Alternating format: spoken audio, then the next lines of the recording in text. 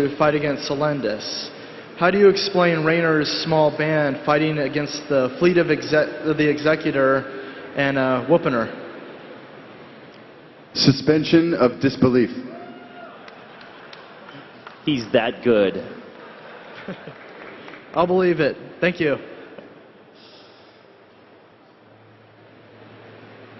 At the end of Wings of Liberty, Kerrigan undergoes yet another transformation. I was wondering, as she goes back to mostly human, is she going to get her hair back, or is she going to keep those wicked dreads?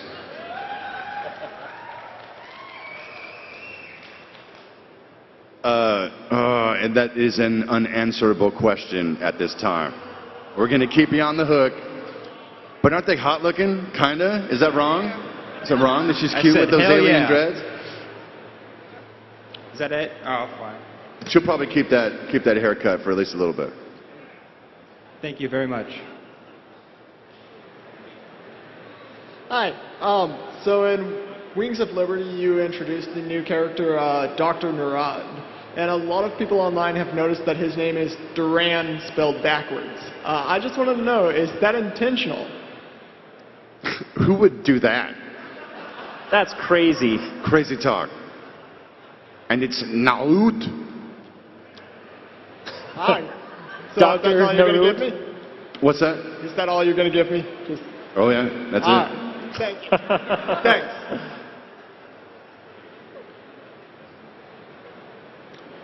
My question is, did the Xel'Naga let the Zerg absorb them originally? Because in the original plot, it says they underestimated them and they breached their world ships and absorbed them. But in light of the Starcraft 2 events, where we get a little bit of info into the Xel'Naga lifestyle, that might be not the case. 10-foot pool. That one, man. This is dangerous, dangerous territory.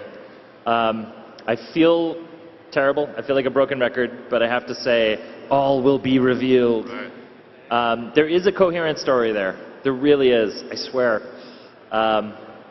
But you're seeing the beginnings of it. And keep playing. That answers my question perfectly. All right. We have time for a few more questions.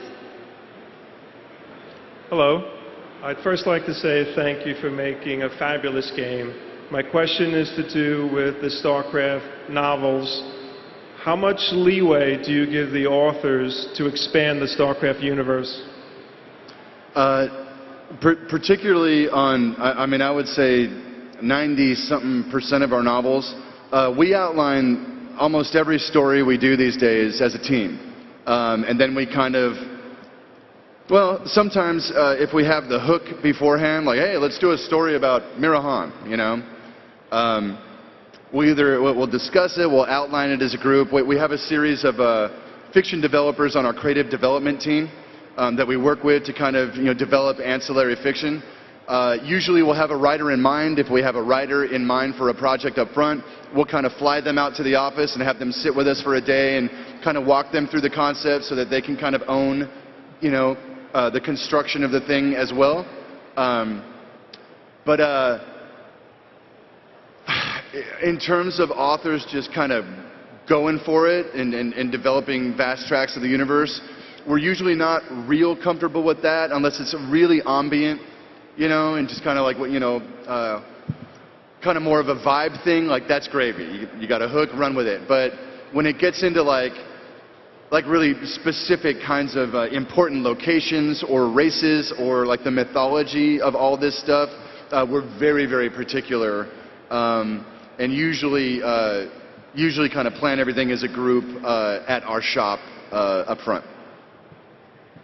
Have you ever had any of the authors come up with a slamming idea, then you said, yeah, run with it? All the time. All the time. Thank you. Thank you. A few years ago, when you first started writing Wings of Liberty, did you guys have an alternate ending to the one that you ended up releasing? Many. I guess I can tell you, it's not a spoiler. It's not all that different. Let me think about that for a minute. I was thinking about something else. Did you guys know that the final flick in StarCraft 2, just a fun little piece of trivia, it was going to end with Tychus getting shot, like in a kind of Godfather way, and just be really, really hard, you know? So we kind of sat around and figured it'd be nice to do the old, you know, cowboy carries princess off into the sunset kind of thing, but that's not what you're asking about. In terms of, like, would the Raynor Kerrigan thing have gone a very different way? I really don't think so. I think it was the idea that, you know, to some degree he saves this girl was always kind of one of the really critical themes that defined this story. Okay, and then I just wanted to throw out another comment. A person asked earlier why Raynor switched from wanting to kill to save Kerrigan.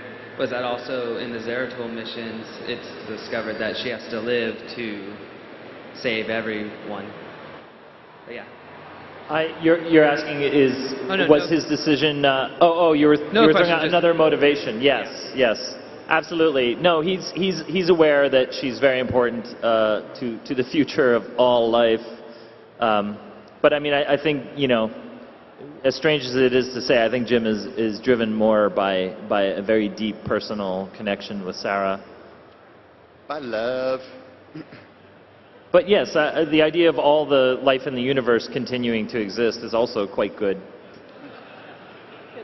Thank you for attending the StarCraft 2 Story Q&A panel. Coming up at 6 p.m. on the main stage, we're going to have our costume, song, and dance contest. Thanks, guys.